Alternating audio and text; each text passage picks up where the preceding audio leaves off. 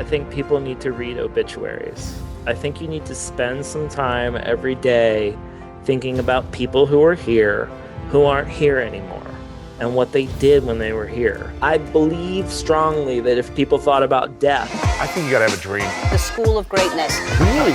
Yeah. Please welcome Lewis Howes. But I'm curious because a lot of people right now are feeling extremely sluggish. They're feeling extremely, writer's block to the highest degree based on everything that's happening in the world, all the stresses, all the pandemic, loss of connection.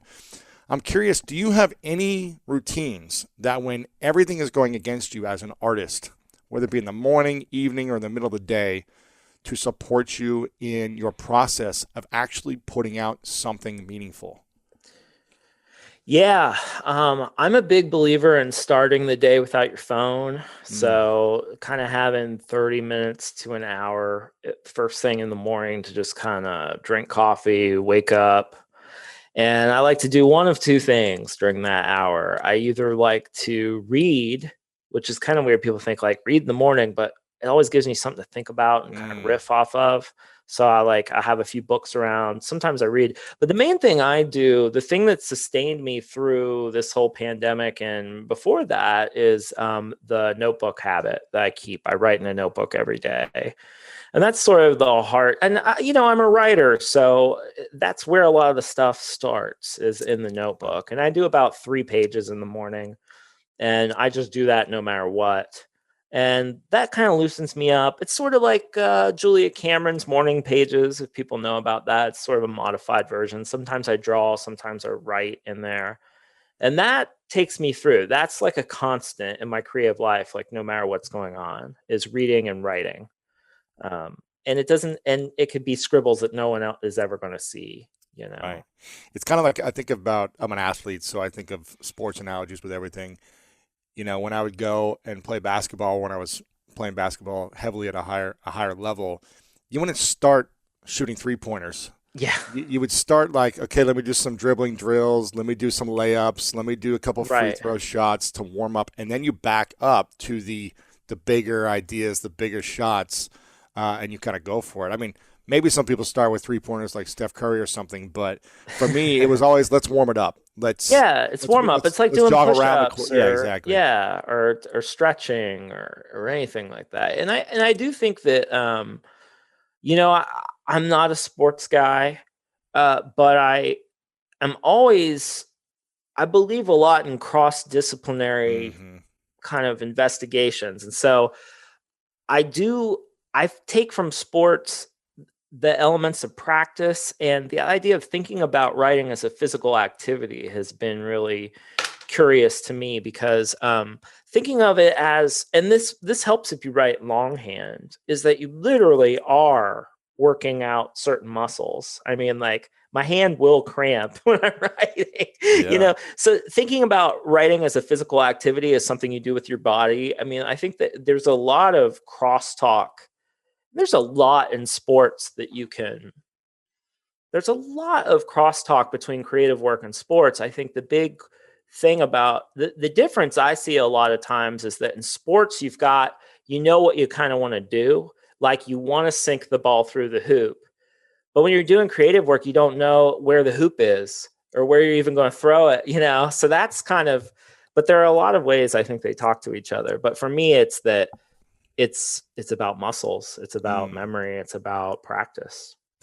What do you think you study this a lot, you do this a lot yourself, you write about these things, but I know you have a circle of highly talented creative writers, artists as well that you're connected to. What have you seen some of the key habits of just the most successful creatives that you know or you know of? I think what I see is just persistence. And I think that's across the board in multiple fields. I have seen people. The fun thing about getting older and being around for a while is I have literally seen people that I was like, well, that sucks. Who cares? And then 5 years later, they're really good and they have a huge audience. Like they were nobody. They're tweeting at you like, oh, check out my work. And you're like, right. It's horrible. That's why you have 3 followers. And there are people who have sent me, I've boned up. There are some famous people now who have sent me books that I just ignored that now are way more popular than me. So, I mean, it's just I think persistence, sticking around.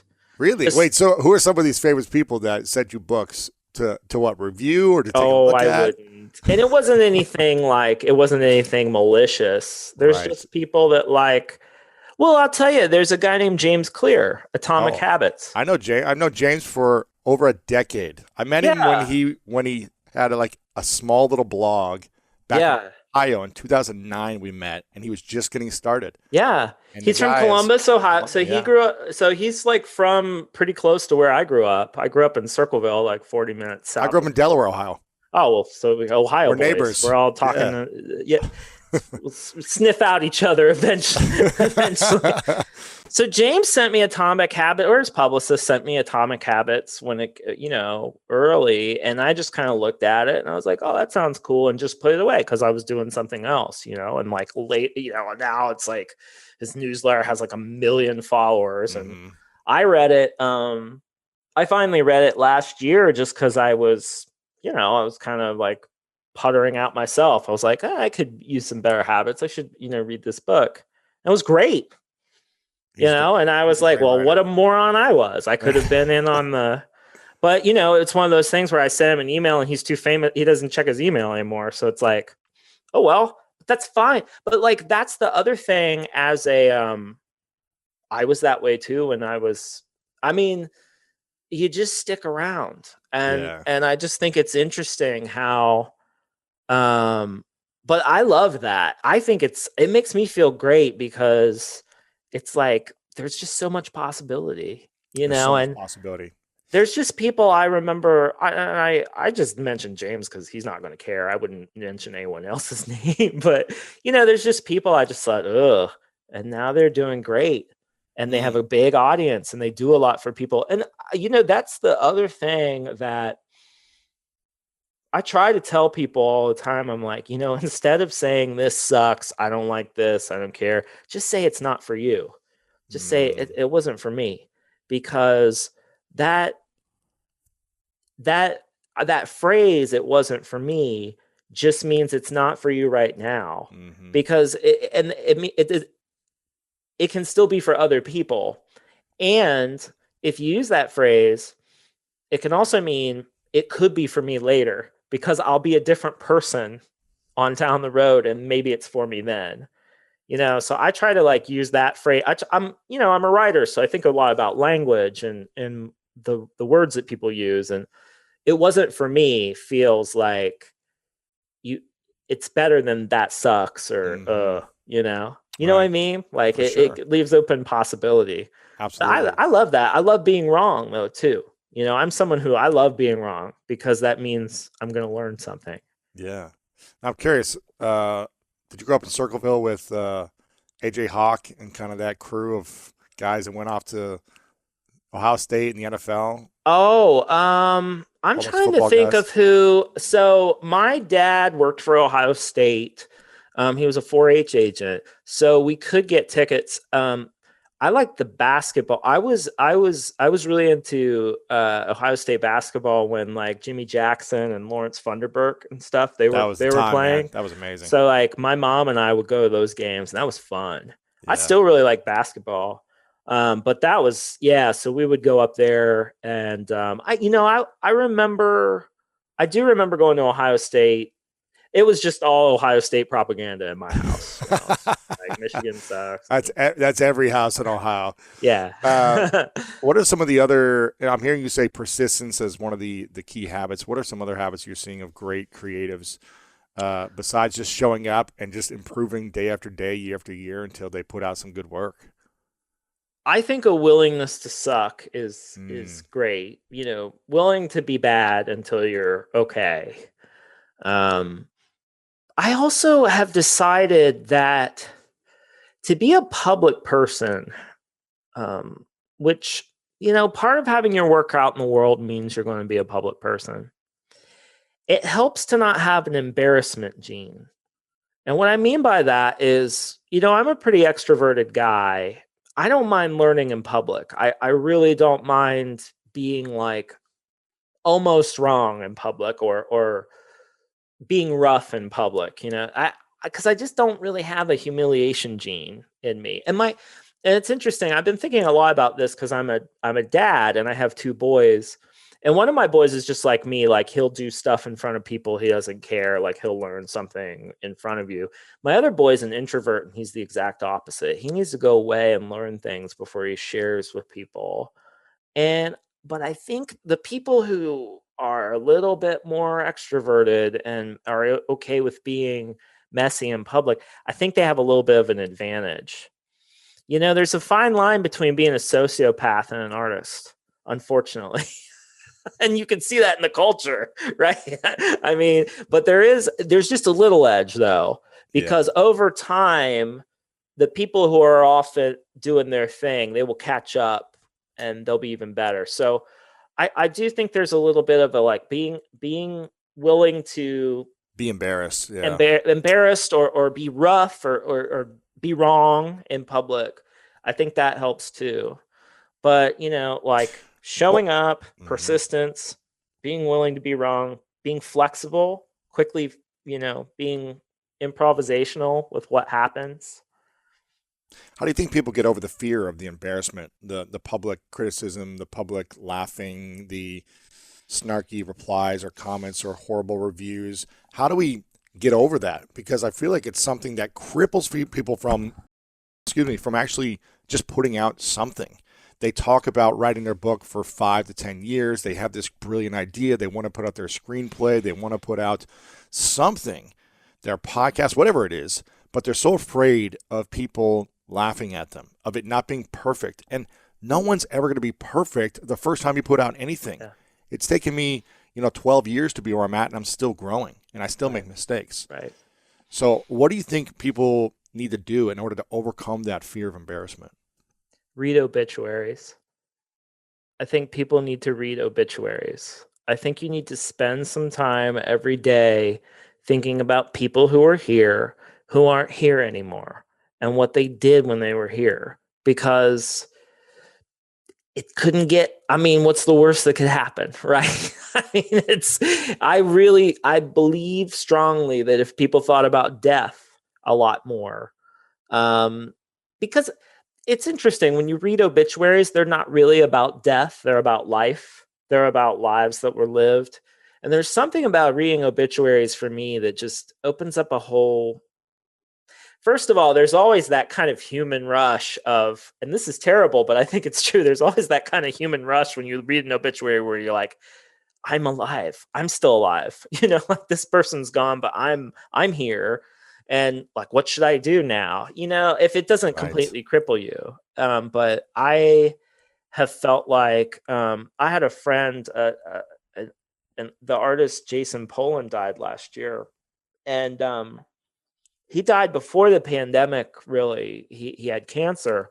And when I heard Jason died, I sort of felt like it was the first obituary I had read that I was really close to. And what did it say? Do you remember? Well, it was just, Jason Pollan, famous artist, dies at 37, tried to draw New York, But the thing that I felt like my pen was haunted after Jason died. Really? I felt very much this urge to, I had a few of the pens that he used kind of laying around the studio. And so I was drawing with them, and I was drawing a lot. And I felt this real urge right after he left, like, I have to keep doing this because I'm very interested. I'm interested in the more, I like fictional. Even if you don't really believe in spirits or ghosts or something, I think they're really useful fiction sometimes. So like, one time I was reading this interview with Michael Jackson, and he said, as crazy as they get, right? Michael Jackson, he was saying, you don't understand. If I'm not here to receive these ideas, God will give them to Prince. I was like, and I thought, I love that though. Even if you don't believe in God or if you don't believe in spirits I think there's something to who's gonna do this work if I don't do it. Like now that Jason's gone, like who's gonna keep drawing? Who's gonna keep the spirit alive? Who's gonna pass this on? And it was interesting. I wrote my first obituary last year. My Aunt Becky died, and the family asked me if I would write it. And I think every obituary you read, it could have been so many other things too. Like a writer picks very specific things to put in an obituary, but you could go a million different ways with it. And when you're writing an obituary, there's different kinds of obituaries, of course, but the kind I was trying to write was like honoring the family's general, idea of this person, like who was Aunt Becky. And but then I started thinking about who Aunt Becky was to me, and I could have written a whole different obituary. So I just think obituaries are this thing because and there's so many of them now that almost it's too much. But even before the pandemic, I just felt this deep connection to obituaries because there was always some little nugget in each obituary that I could use. And I could rattle some of them off, Yeah, share some of them. There was a comedy writer named, I don't remember his name, Tom, I'd have to look in my files, but there was a comedy writer who said, I've woken up every day of my life wondering if I could still do this. That pops in my head. Like, here's this guy, Tom Cock, I think was his name, or Coke. He was like a writer for sitcoms or something like that. But he was like, I've literally woken up every day. It was like in his 80s or something. I've literally woken up every day wondering if I could do this again. There was another obituary about, I think it's Phyllis and the Dillons. They were this African-American couple who did science fiction illustration covers. And they talked about when they worked together, there was a third thing that happened. There was the two of them, but then together there was this third thing, and they called it It. There was something about their collaboration, and I remember that strongly thinking, oh, that's like my wife and I when we work. It's like we're making this third thing, this out of this bond. So I just have this file in my head. There's always something to learn from obituaries. It's Joan Rivers joked. She said it's a great way to meet men. Because she was old, she'd read the obituaries. Oh, he's free now. But like, wow. It's also a great way to meet people that you don't know. You just look into obituaries every day. So I think people should read obituaries and think what happens to you when you start reading them? I'm just curious. I mean, curiosity. Just like, oh, this is interesting. Just because it's always interesting to read about people. And they're usually written in the fun thing about writing an obituary, I mean, it wasn't fun. But the fun thing about, actually, I don't know that that's true. And that is a weird feeling to have. Actually, I really enjoyed writing I didn't want to write my aunt's obituary, but it was the most important piece of writing I did last year. But the thing that was cool about, I called my father-in-law, who's been a newspaper reporter for 35 years. His name's, he was until he retired. He worked for the Cleveland Plain Dealer. His name is Tom Farron. And Tom sort of walked me through the obit process because he's won awards with his obituaries. And they have a structure, and they have there's a format to writing an obituary, and you rely on that. There's a way it's done, and it's not worth reinventing the wheel with it, because as you read obituaries, you understand the format, which takes you through to the interesting stuff. You get all the information right away, and then you can dive into the interesting stuff. Like my wife, Megan, she talks about documentaries now, and how many documentaries are really interesting, but after you watch the documentary, you have to go to Wikipedia to actually find out the very basic information that they didn't cover in the documentary. But obituaries do that right away. Like so-and-so, who was 78, died at her home here. She's, and there's a format to it. And so they are comforting. because it's comforting to read. It's comforting to read things where you know they're going to go, but there's going to be surprises along the way. Yeah. What would you want your obituary to say if you died tomorrow? I don't care. I don't care. It's really interesting. It's weird because I read them all the time, but I just don't. I mean, I would like people to say, I wish it would say he's survived by his loving family. I mean, that's all I really care about. It's like he's survived by his 2 sons and his wife, loving wife, loving family. I think it would, but I would just, I've made poems about this. It's like, I just want to be someone who this wasn't wasted on. That's what I would want the obituary. I guess I don't care. Life wasn't wasted on. Yeah, I don't care about the text almost as much as the subtext, which is this wasn't wasted on him. So that's what I kind of go for. I just, especially as I get a little bit older, it's like I just don't want to I'm very interested, for example, in people whose success, they didn't waste it, that they take their success and try to do something bigger with it. That's something that that's something I look at someone like in the literary world, there's a lot of people who've done a lot of good that people are sort of blasé about, like someone like Dave Eggers. Like Dave Eggers is a guy who I think, he's been around so long. It's very easy to sort of, oh yeah, Dave Eggers, huh? But like what he's built with his success and what he built with his success very early on, like with McSweeney's and with the 829 program, 826, the writing centers and just all of that advocacy work. I'm like, he's someone who's really I appreciate that now. Someone who takes their success and really pays it forward. Yeah. Yeah. And makes a world with it, And so I'm always trying to think about that. The problem with me is my books being popular has coincided with becoming a father. Like Steal Like an Artist came out in March, and then my first son, Owen, came in October. So I've never done this without having a really young family.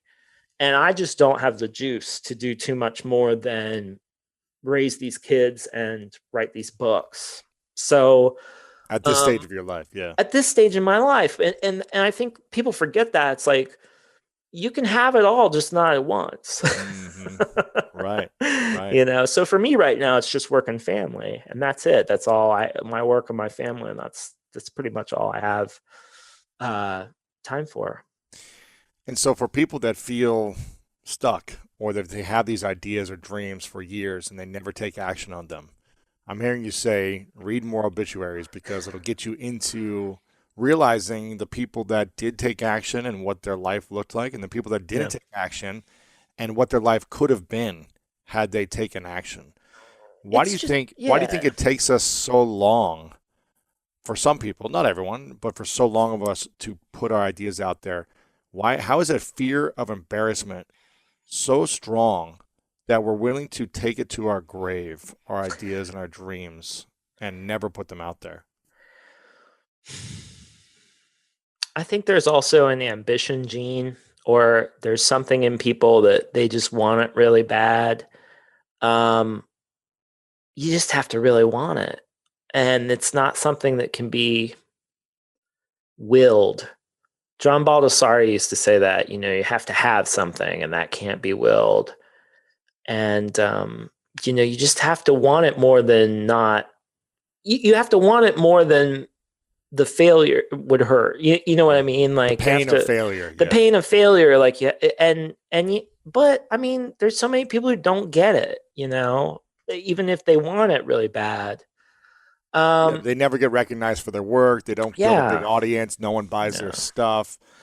But at least they put it out there. At least they created it, right? I'd rather create and have 5 people read or watch or listen and be proud of me putting something out there that I cared of than think about something I care about and never act on it. There's 2 things. There's the making and there's the sharing. So the most important thing is to always be making. The most important thing, I think, is to be in love with the doing, with the verbs, the actual acts, the drib. If you want to talk in sports terms, the dribbling, the shooting, The practice. the practice. Yeah, yeah. But the sharing is another.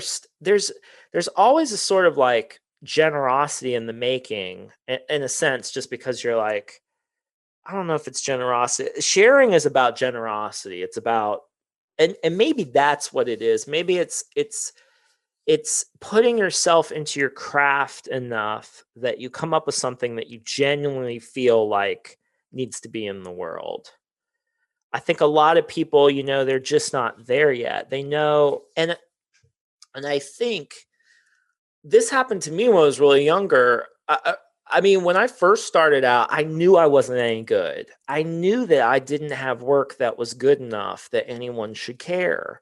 But I wanted to be part of the world, like right then. And that's when I started my blog. And I was, I was right out of college. It was like 2005. And I started going to readings. I wanted to be a fiction writer then. I have no talent for fiction. I have no talent for inventing things, which quickly became obvious. But I really wanted to be a fiction writer, and so I would go and I would go to readings by fiction writers, and I would take my sketchbooks and I would draw the writers as they were reading, because nobody draws. I mean, people take pictures, but like nobody draws. And if you just sit in a room and don't move too much when you're drawing, no one really notices unless they're right next to you. So it was like this great thing to do. But then I took the drawings and I would post them on my blog when I got home. And I met more writers that way.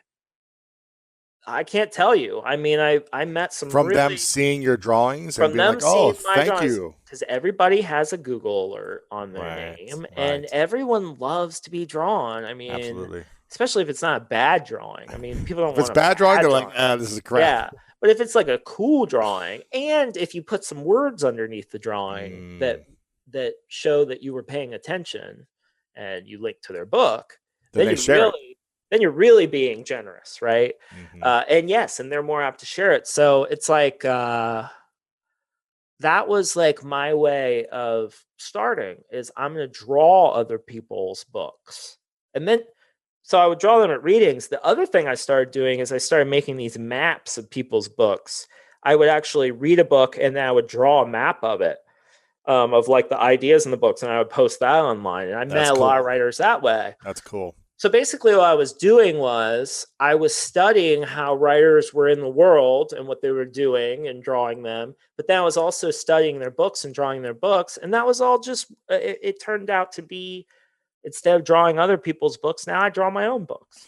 Right. It was all the practice reps. I've interviewed Robert Greene many times, and he said, I didn't start out as this writer who was writing these unique, weird, interesting type of books structured in the way that I do, the 48 Laws of Power, the Art of Seduction, Mastery. Right.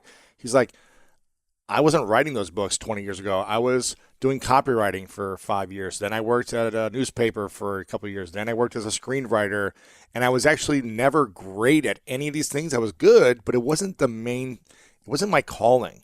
But it led me to the next thing, which led me to the next thing, which created this web of influences and range, as you will, of creative work to then put it into my own type of work, 48 Laws of Power, Art of Seduction, Mastery, all these things that people loved.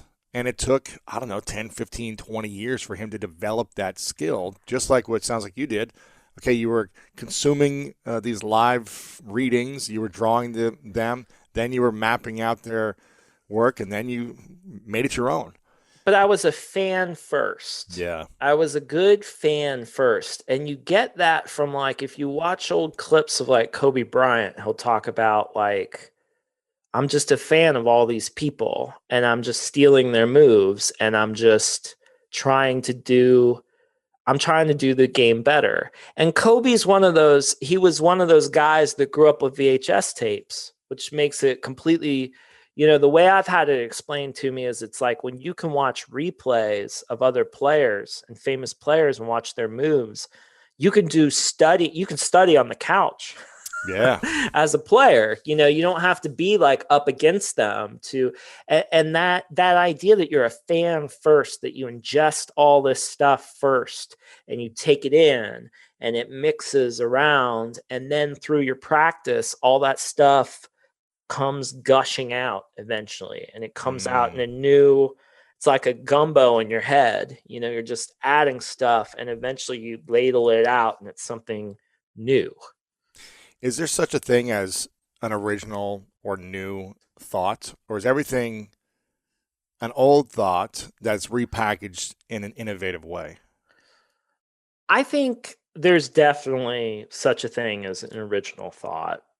I don't think it's original in the way we think of it, though. I think an original thought is usually the result of what we've just been talking about. It's someone who has been, usually people who have really original thoughts. And let's back up for a minute. There are lots of original thoughts. I mean, 4-year-olds have very original thoughts all the time. It's an original thought that changes the world, or that changes the field or whatever. Usually that is from someone who is deeply doing exactly what we're talking about, is deeply connected to either sources that came before them or the scene around them. Very rarely is something, I'm trying to think of an example of something that is new and original that changes the world that comes from someone who wasn't doing the kind of work that we were talking about. Have you read David Epstein's Range? I love that book. I just wrote about it on my blog. I think it's amazing book. I think it's sort of an instant classic. It's so good. What David did in that book, I think it's Ryan Holiday had a really good, he told me it was a parenting book in disguise. And I think Ryan's right. Yeah. That book, I mean, it's easy for me to love that book because it was sort of it was kind of a validation me too. of how I've, kind of lived my life.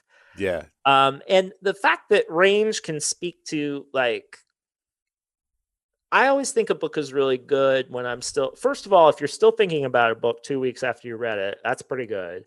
If you're thinking about it a year after you read it, that's very good. And if you think about things in the news and how they could be chapters in the book, then it's very, very good.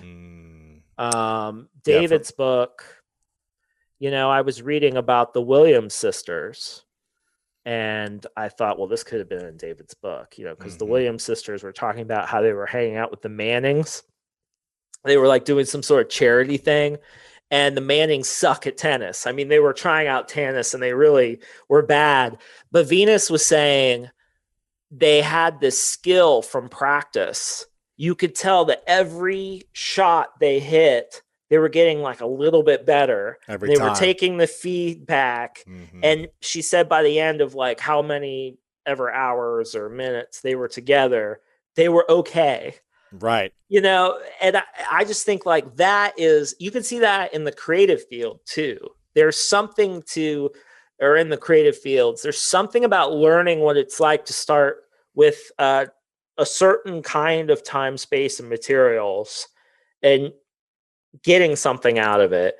There's something about that translates to other mediums that you can kind of, so I actually think, and I think this is unpopular, this way of thinking, but I think that like, if you're like a really good writer, for example, you might be an okay film editor because you know what it's like to shape things. Or if you're a film editor, you might be a really good writer because you know what it's like to take material and to shape, you know what I mean? So I think there's a kind of cross-disciplinary, cross-medium, I think creativity, it's like a thing that you do and you can do it in different realms. Yeah. I think you're right. And maybe I'm just validating myself in my childhood because my parents put me in every type of sport. It was 7 different sports a year. And so you're always going to a different thing for that season, sometimes 2 things for that season. I don't know if kids are doing that today or if that's what parents are doing now. But for us back in Ohio, it was like, okay, you're doing soccer and football, and you're doing baseball and basketball, and you're doing this camp and swimming and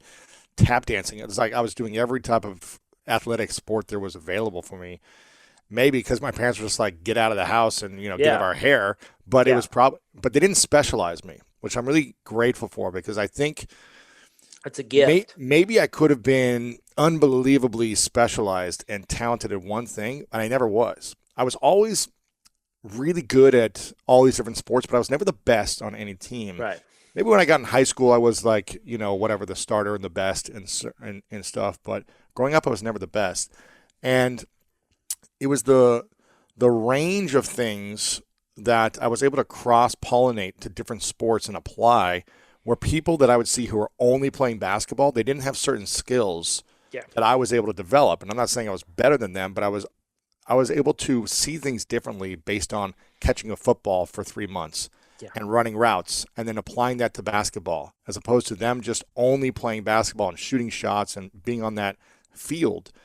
And maybe they were better for a little bit as specialized, but over the season, I could apply these other range of skills to just be an overall better player, teammate, those things. So I think it's important in every discipline that you're in to develop a range of skills. And you're going to suck at some of these things at points. But I think it's important because it will make you a more interesting human in the long run. Absolutely. And there's a dark side to what you were talking about with specialization, especially in sports. I mean, you see a lot of 20-year-olds like break their femur. And you're done. And you're just over because your identity is crippled because you have no other thing that you're good at. That, but also the reason your femur is broken is because you only play one sport and these repetitive Look at Tiger Woods just constantly hitting the ball over and over. His back is broken. Yeah. Yeah. So it's like what you're talking about, doing multiple sports, you're actually like building your body in different ways. Like, and an off season and rest is like really, really important. This is something as a culture, I feel like we've like completely lost track of what rest is and what it means to rest and to have time off, and how important rest and sleep is to complete a lot of the activities that we do. The postseason is huge. There's the postseason, the preseason. It's part of the work. Exactly. All these things are part of the work. It's not just that the work happens in the season, like the postseason and the preseason. I mean, and I think the closest thing that I do to sports, I mean, other than like doing push-ups or something, is I play the piano, and there comes a point practicing the piano where you're just done for the day. You're like, okay, this is, you get like blah, blah, blah, blah. You get to a point where it's good, and then it gets worse, and you say, okay, but then you sleep on it, and this magical thing happens when you go back to the keyboard the next day. You can do it. And you can do it like perfectly, and you're like Bach. You're just like, blah, blah, blah, yeah. Like Beethoven. And it really feels like, I mean, your brain worked it out, and I believe deeply in the power of a good night's sleep on pretty much anything. Yeah, I'm doing that. I'm learning that right now. I'm taking Spanish classes. It's been something I've been wanting to do for 20 years, and I always say I'm going to do it, and then I never do, and I try, and I get tired, and I'm exhausted, and my brain hurts so much right now, Austin, when I'm taking these classes, and I feel like I'm not improving at all most of the time. But then sometimes I take a couple of days off, and I come back, and I'm getting a little bit. I'm like, oh yeah, I remember this, and I'm connecting the dots. And you can't just force it all the time in your brain. You need that rest time as well. Yeah. What would you say to people that are always in idea phase, always in thinking about phase, and they're not finishing work? Maybe they're starting the work, but they're never finishing. Let alone posting or publishing or shipping. They're not even completing. And they just keep talking about, I'm writing, I'm in the process. What do you say for people like that on how they can actually complete something and ship it? Deadlines. I mean, for me, I've told people, so it's death and deadlines. So we talked earlier about death and obituaries. That's the gun to your back, or the nudge, But the deadline is the real. Having a deadline, even if it's artificial, is the only way to work, in my opinion. To have to show something at some point to somebody is the only thing that keeps me, I've got deadlines right now that I don't even have a boss or anything, but I've got deadlines to myself. But if you don't get an advance and some publisher down your throat for a deadline, how do you create that deadline? Well, I just want to put out this blog post. Right. It's not perfect yet. Well, I have internal deadlines. So, for example, I try to blog every day, which is overkill. But I've noticed that when I blog every day, good things happen. That ideas come quicker to me. I'm thinking a lot more. I might not be writing a book as well, but like I'm learning a lot more. And then people are hitting the website more, and that means more traffic. It's just like a nice stew of things. But I would say the reason I blog every day is more for my benefit, personally, just that I learn things and I have to make things. And then when I blog them, after I've hit publish is when I realize what the piece was actually about. And then I'm like, okay, I need to scribble more notes or have a follow-up post, or this needs to be a book chapter, And then the other deadline I have is every week I have to put out this newsletter.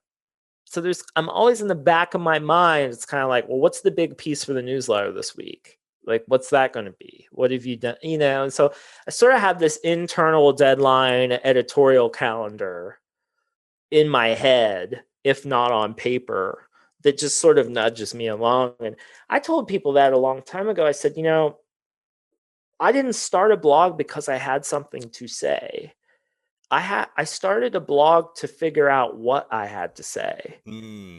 Because when you're looking at that blank WordPress box or whatever it is, you're inspired to like, what do I fill this with? And that is the question, and if you do that every day, and it's the same thing with a blank page. It's like you look at a blank page and you're like, what could be in this? That's pretty much all I need. But the other thing is, and I say this a lot, is like discipline with desire is easy. If you want, discipline isn't that hard if you have real desire. I mean, if you want something bad enough, the discipline's not too difficult. I think discipline without desire is very difficult. But when you have the desire, I mean, I'm always pretty self-deprecating. I don't know if it's from being from Ohio or being Midwestern or whatever it is, but at the end of the day, I wanted this. I wanted this really bad. You had the desire. You wanted to make something. I had the desire. You wanted to put it out in the world. You wanted people to recognize it, all that stuff. I wanted to be my heroes. I wanted to be, wow. I wanted to write books. I that's what I wanted to be. I want, I'm not trying to diminish people who really want it, who it's not happened for them, because that's not what I'm talking about. And that's not what we're talking about. I mean, it's one thing to go after things hard and not get them, but it's a different thing to not go after them in the first place. That's true. Which I think is usually people's. Yeah, and I've put out work that I had high hopes for. I was like, man, I put a lot of time and energy into this thing. I wrote a book called The Mask of Masculinity that came out in 2017. And I remember, 2017, I think. And I remember being like, man, I spent a year and a half researching this. This is, for me, This is the most meaningful, important piece of work I've ever done in my life, piece of content. It's about masculine vulnerability, how men can like tear down the walls that hold them back from feeling deeper, from connecting to their partners more, from having more peace and love in their heart for the world, all these things. I interviewed all the top researchers, all this. And it was the most vulnerable thing, opening up about all these different traumas, everything. And it was like a call to men to kind of like open up, and a call for women to learn more about the men in their lives who might be guarded. And I remember I was like, even if a lot of people don't read this, it's going to be my most important piece of work probably that I'll ever do, because of the healing that could take place for people that do read it. And I mean, it's done well, but it didn't hit the New York Times bestseller list like my first book. Right. And so there's some letdown of like, oh, I had high hopes and this and that. Yeah. And it continues to sell and do well, but it's like, it didn't do as well as my first book. And in a little bit, I also knew that. I was like, it's more of a niche idea. It's not as broad for the world. It's more for people that really want to dive into this. But you still have this sense of like, okay, well, there's some letdown, or there's some, you put all this energy into something that doesn't do the way you want it, and you got to let go of that expectation, right? Absolutely, you do. I mean, that happens to me with every book. I mean, the funny thing is about books is if you're lucky enough to keep them in print, you just don't know when a book is going to come back around. I mean, it was funny because when Keep Going came out, which is the third in the trilogy I just wrapped up, I just thought, oh man, I nailed this. This is the Like, this best is my best one. thing. This is so tight. It's like The Last Crusade. It's like, okay, everyone really likes Raiders of the Lost Ark, and then there's Temple of Doom, which is really tricky and whatever. But this is like The Last Crusade. It's like a return to form. It's like whatever.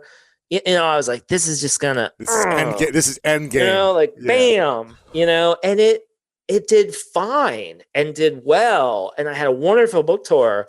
But just didn't like blow up. I was like, this is the Oprah book. Like Oprah's going to get this. She's going to be like, you have these delusions of grandeur in your mind as a writer. And then this really funny thing happened is like the pandemic hit. And then people started to say, I realized like, oh, this is like a pandemic guide. This is going to be like, people are going to pick this up because like it's Groundhog Day. We're talking on Groundhog Day. This won't play on Groundhog Day. But like the first chapter in that book is every day is Groundhog Day. It's like everyone in the pandemic has been like, oh man, this feels like Groundhog Day. I was like, well, this is the book to get through the pandemic. But then this really funny thing happened. Show Your Work took off, my second book, because people in the pandemic are like, how do I show this is a great time for me to maybe like get my side hustle going or like start a new blog or a website. How do I do that? So people are like picking up Show Your Work now, and it's having like a moment. And it's like, you just don't know with these things. And it is a great lesson in ego reduction. And it's a great lesson just about art in general. And it's been true of every artist who's ever put work out in the world. The stuff that is the closest to you is not the stuff that will take off. Interesting. And the stuff that you feel like is you just piddling around, playing, is going to be the stuff that everybody loves. Everybody's going to love that stuff. And you just have to balance out. It's just about making a lot of work and putting it out there because nobody knows anything. Nobody, I mean, the screenwriter, I think it's William Golding. I can never remember his last name. He said it. He was like, nobody knows anything. That is the number one rule of Hollywood. It's true in publishing. Nobody knows anything.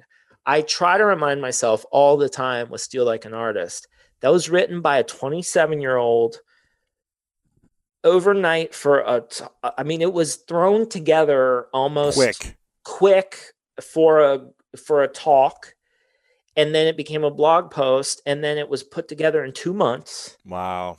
I had 2 months to finish that book, and it was like rough and just, I had no idea what I was doing other than I had this idea that,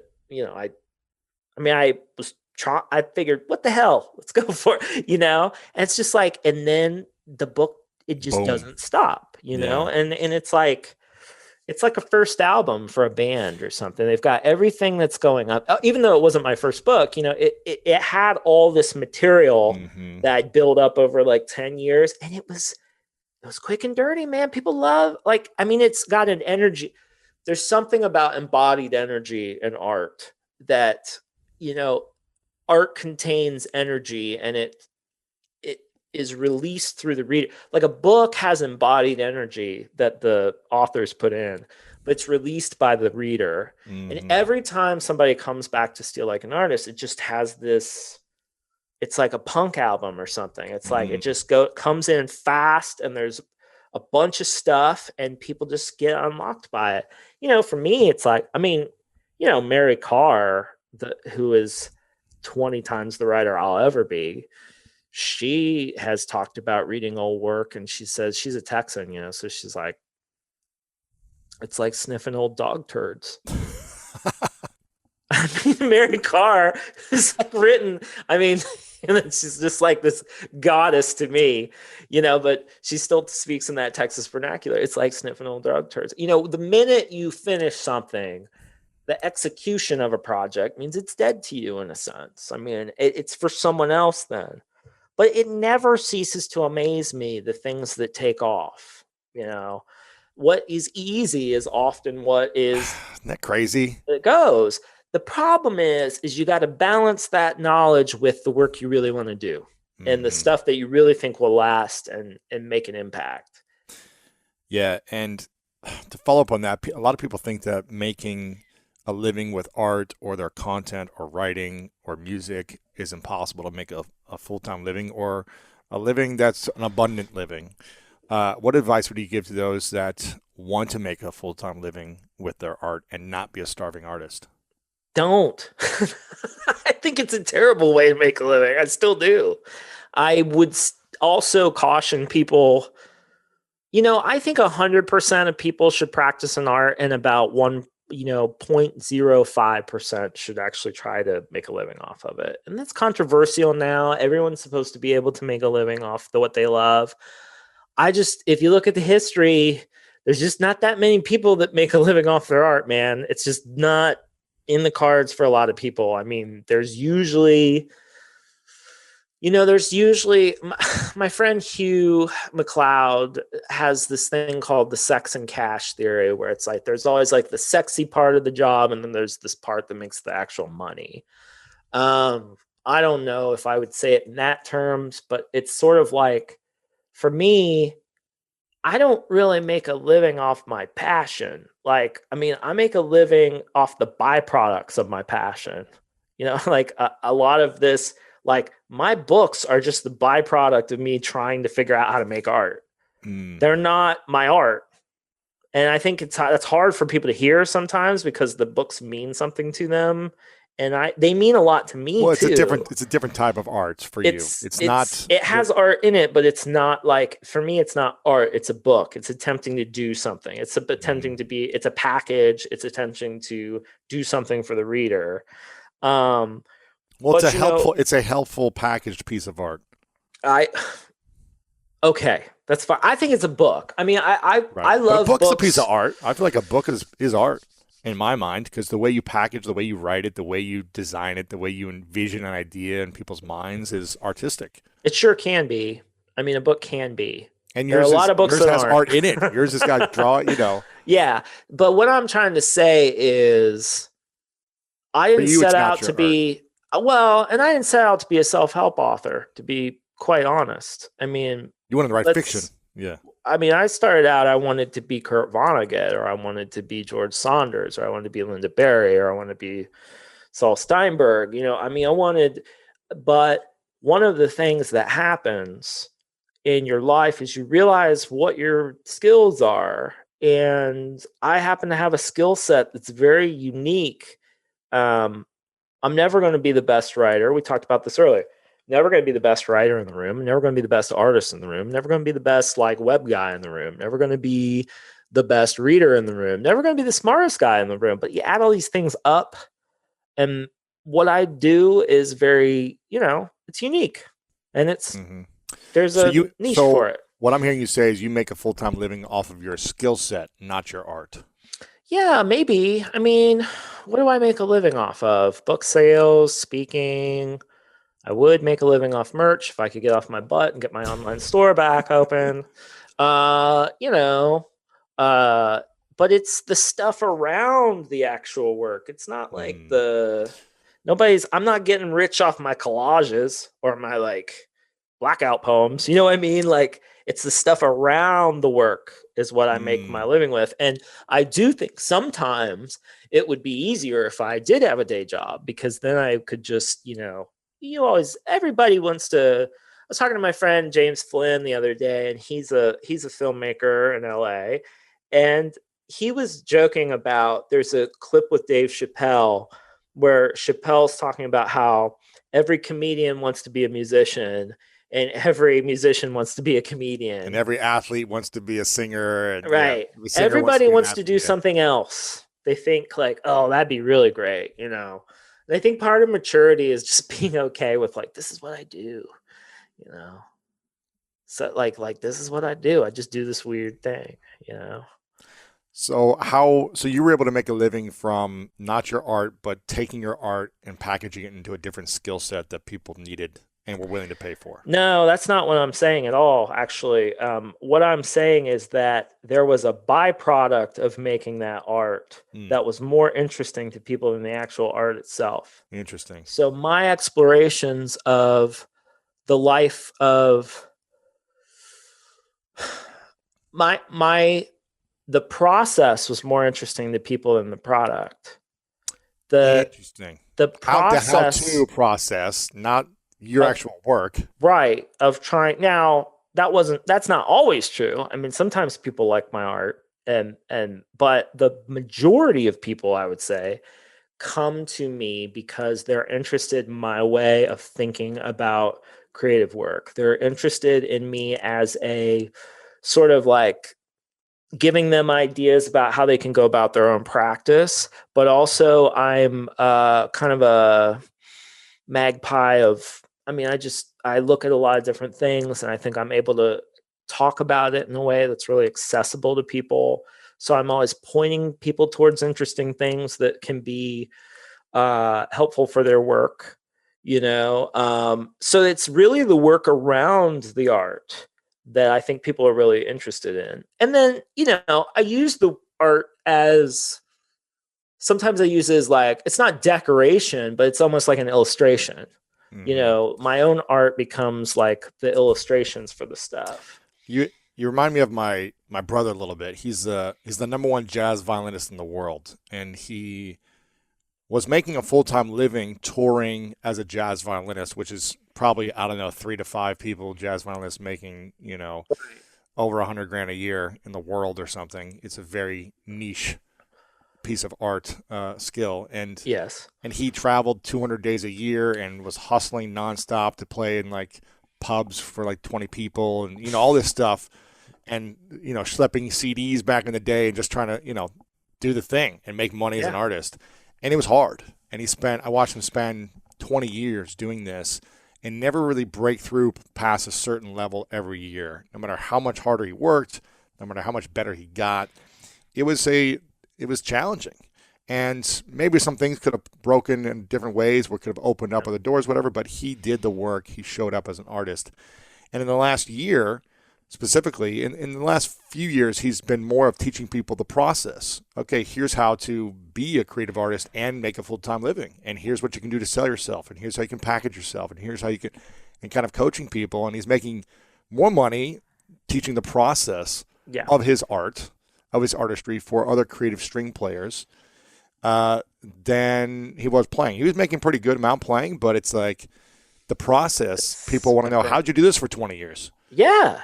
It's so funny, though, because this is not a new phenomenon. Like, people forget that, like, Bach and those guys had to teach. Like, they couldn't just make a living off of composition. Now, Bach, he had his church gig and stuff, but, like, a lot of those old musicians had to take on pupils, rich pupils specifically, because that's, like, how they made their living. And it's funny, like, the old poets are great for this. Like, poets never make any money. They've never made any money, and they still don't make money, unless you're like maybe Billy Collins or something. I don't know. I don't know who sells a lot of. Maybe that Instagram gal, I forget her name, Rupi Kaur. Yeah, Kaur. Yeah, she's crushing. Yeah, but again, that's not way. Yeah. Yeah. Anyway, so like, but like Auden talked about, like, you can make a lot more money talking about poetry than writing poetry. That was like 70 years ago or something. So it's always sort of been true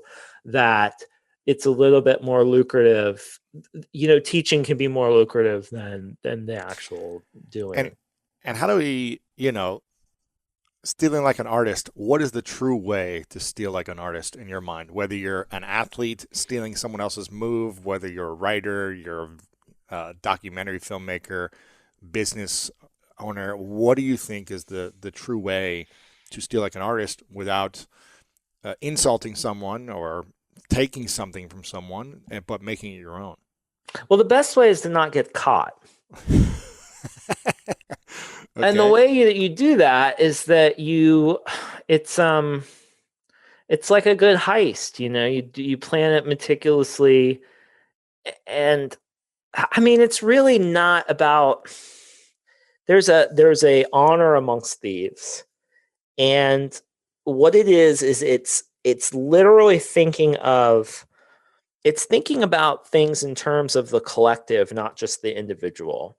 What you're trying to do is you're trying to find people out there that have the stuff that you can use, that unlocks things in you, that then you can create things that are new, that sort of make the whole thing rise, that everyone around you kind of rise. So it's like, that's what Kobe was talking about when he was like, I'm trying to just take from these guys that came before me, and I'm trying to do better so I can bring the game to this new place. It's an honor thing, and it's about not just, it's a holistic thing too. It's not just stealing. I mean, one of my favorite lines is from a guy that nobody's ever heard of, Wilson Misner. He said, if you steal from one writer, it's plagiarism. If you steal from 100, it's research. So it's like, Right. you don't want to just steal one person's move. You want that guy's hands. You want this guy's legs. You want this, you're like Frankensteining, monstering these pieces, but then you're like becoming this new thing that nobody's seen before. And you're trying to do it in a way that feels smooth and not stolen. And that's where you like the don't get caught thing, or if you do get caught, it's so good. People are like, Right.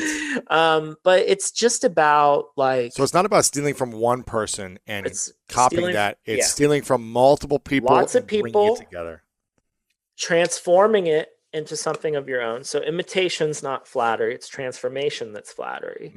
It's about taking out of the gumbo pot, stewing up your own mix, and then adding back to it, And so it's just, and a lot of it's about private practice. I think one of the problems that a lot of creative people have now is it's too easy to share what you make. So it's very easy for students, for example, to share their like assignments or whatever. And it's like, hey, I copied this person's. It's like, well, that's great that you did that, but you should probably burn that or keep it in your sketchbook and like make something else off of it. You know what I mean? It's just that thing. But it's just about being like, I also think, if you're open with your process, you don't have to really worry about it. If you could show people how you did what you did and it didn't feel like a cheat. By showing your work. Yeah. If you could show your work, and it's I got this from this person. I got this from this person. I got this from these 6 people. And yeah. But if you could just say, well, I found this obscure comic by this guy who sent me something and I just, redrew it. That's people always know. Sure. I mean, and it's I think it's an honor thing. It's about like, are you actually making something new? I think one thing that I think people get like, I mean, the problem is when you have 1 million people read a book, you get 1 million different books. I mean, this is true no matter what. And I think, for me, Steal Like an Artist was a book that was actually a fairly conservative book in the good sense of the term, not not in a political sense. It was in the sense of what it means to be a student.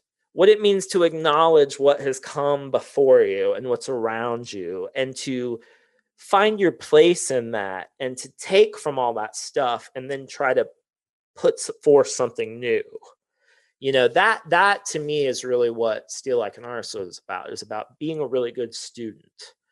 And that is what I think all the books are sort of in the background. They're about,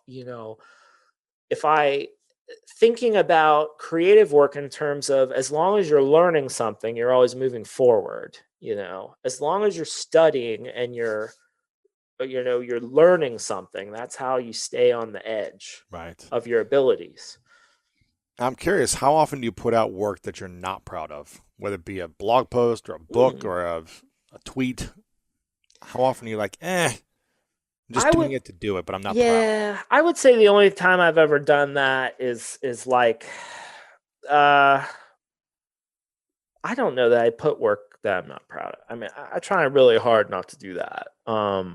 Maybe I'm trying to think of what merch we've done that I've been like, well, it's interesting, when we did a journal, so we did a Steal Like an Artist journal in 2015, and I was like, these prompted journals, I really don't like them myself.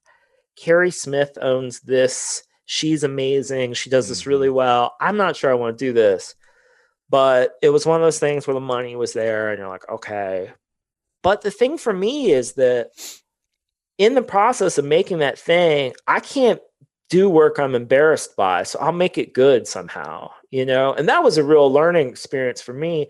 It's sort of like, it was like, okay, maybe I don't like this genre necessarily, but maybe I have something, maybe I can make it good. Maybe I could do it a way that I would feel okay with. And really, I mean, that's sort of self-help in general. I mean, I'm not a huge fan of self-help to begin with. So even though I think every book is self-help in a sense. It's all telling a story to try to improve someone's life. It's all, people pick up books because they want their lives to be a little bit better, That's a real basic thing. Otherwise, or they want to go somewhere else. Yeah.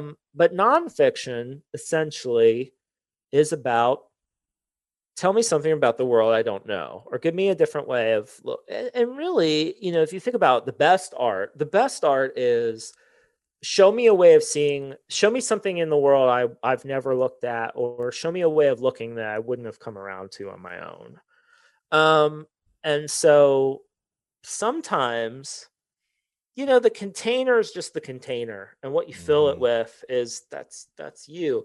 And so, yeah, for me, it's like sometimes I take projects that I'm not super proud of, but then I make them into something, if that makes sense. Got it. Yeah, that But I does. don't put work out I'm not proud So of. if in private when you're working on something, you may not be proud of it, but you don't put it out I there. delete it.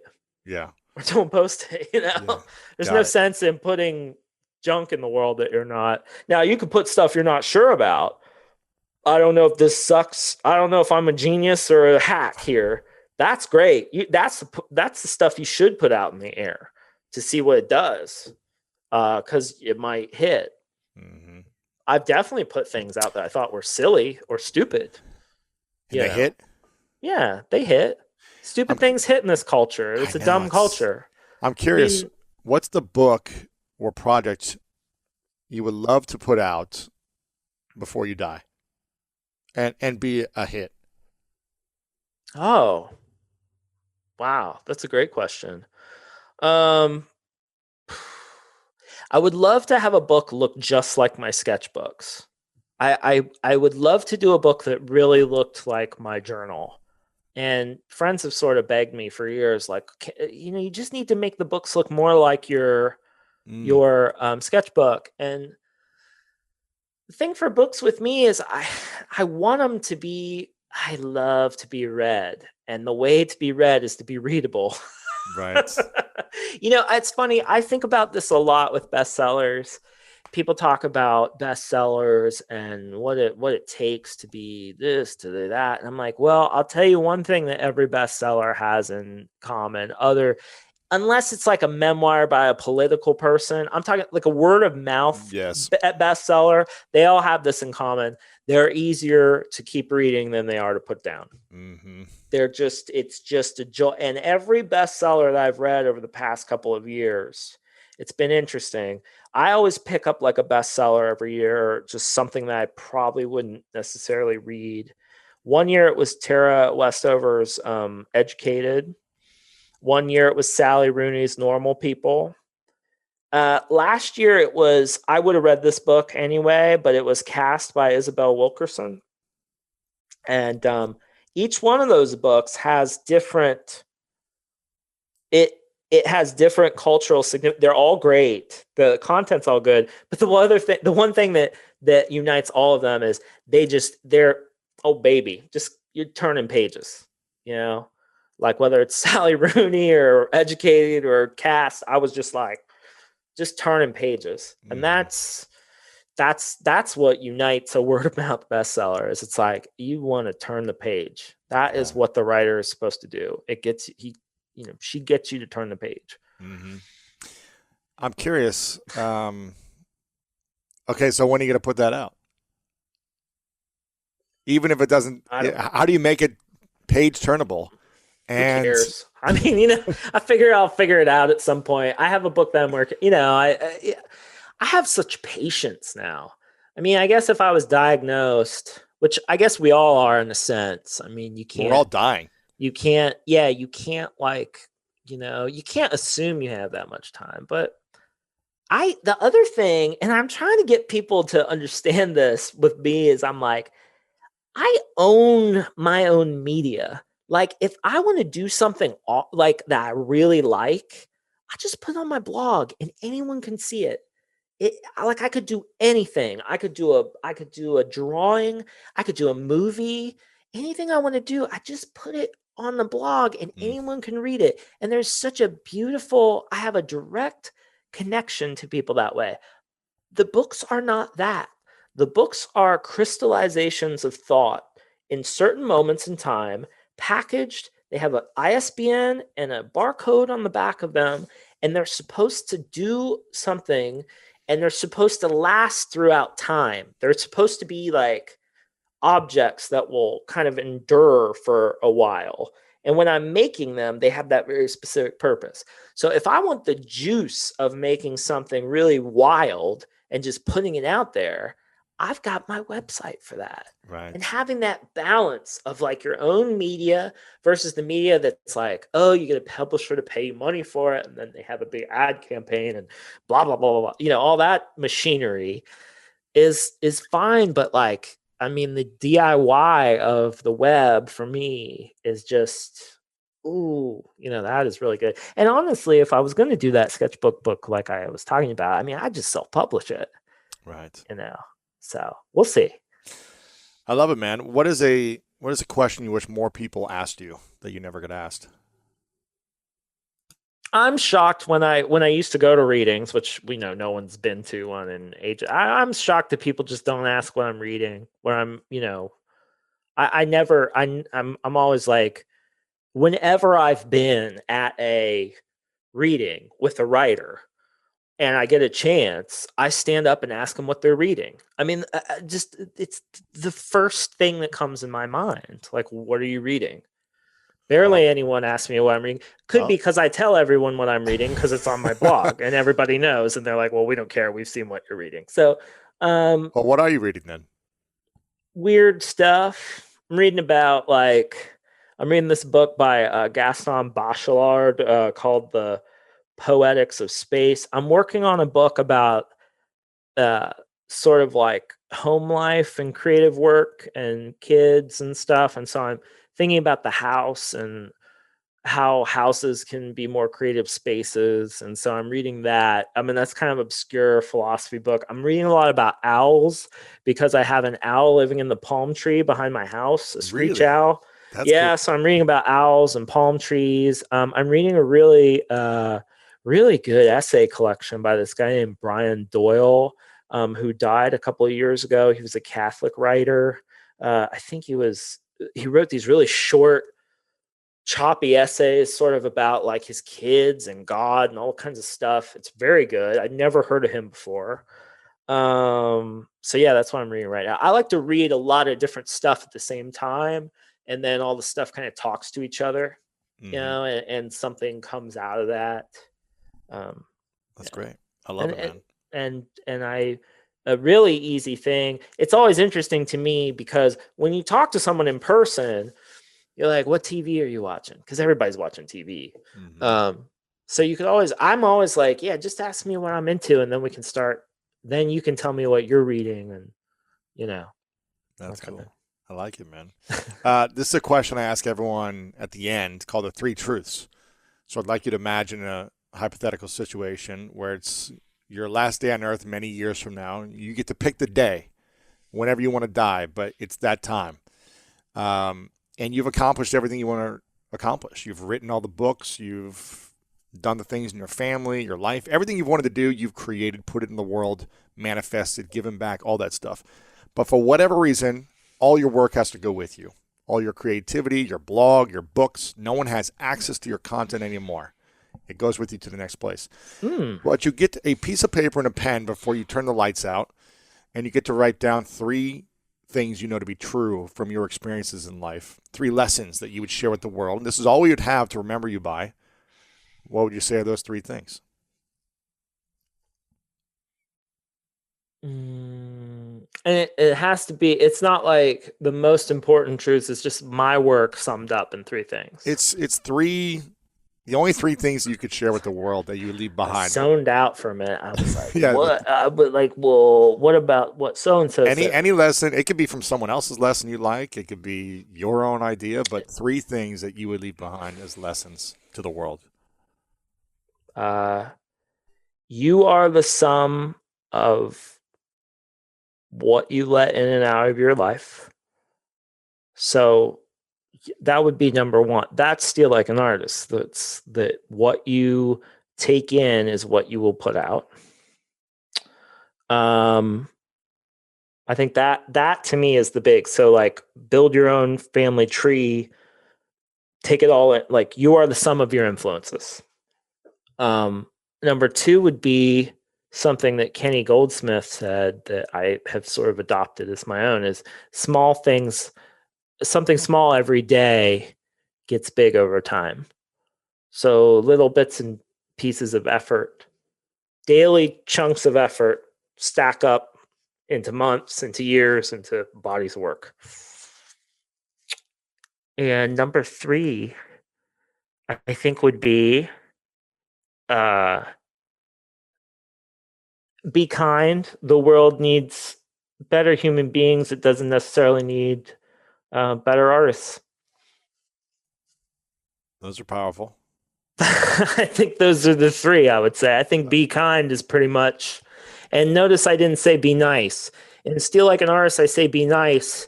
That's too Midwestern to me. I would say now, knowing what I know about the world, I would say be kind. Kindness isn't necessarily being nice. Kind is a different thing. Yeah. I would say be kind. A lot of nice people from Ohio, that's for sure. Yeah. Yeah. We have nice hearts. Midwestern nice is a very particular thing, as is Texas nice, actually. Yeah, it's true. But being kind, that's a whole different thing. For sure. What did I say? So I said you're the sum of your influences. Mm-hmm. Something small every day. Small things get big over time. And be kind. The world is a small town. Very true. And you have a trilogy, an audio trilogy called Steal Like an Artist Audio Trilogy. That's on Audible right now, and it's online. My 3 most important books wrapped up in one easy audiobook. And people can get that right now. They can go to your website, austincleon.com, and that's check right. that out. Or anywhere you get your audiobooks, just type my name in, it'll come up. And it's your voice, right? It is my voice, recorded in my bedroom during a pandemic in Austin, Texas. So people can check this out. It's different than the physical book. Obviously, it's a different experience. So make sure it is. Check it out. It's interesting. I think it's depending on what you're going for. It's more straightforward than the books because there's nothing really to distract you from the message. It's just a linear. Your eyes not darting around to the. It's less of a bathroom read experience. People tell me, oh yeah, I love your books. And then they get a little sheepish and they're like, I keep them on the back of the commode. And I'm like, that is a huge compliment to me. Yeah. In fact, that is where I want to be because everyone goes there. But the audiobook's a little bit more streamlined, which is interesting to me. I think it brings out different messages. So yeah, I like doing it. It was fun. Yeah, that's great, man. Steal Like an Artist audio trilogy. You guys can get it right now. You also have your newsletter that comes out weekly, which I highly recommend, austincleon.com/newsletter. So check that out and all the other cool things you have going on with your books. I think people should just get your books in general because they're easy to read and consume, but also such powerful, you make the complex simple in an easy to understand way. So I recommend everyone checking those out. And you're also on social media, Austin Kleon everywhere. Where else can we support you? Just go to austinkleon.com and poke around. That's my world.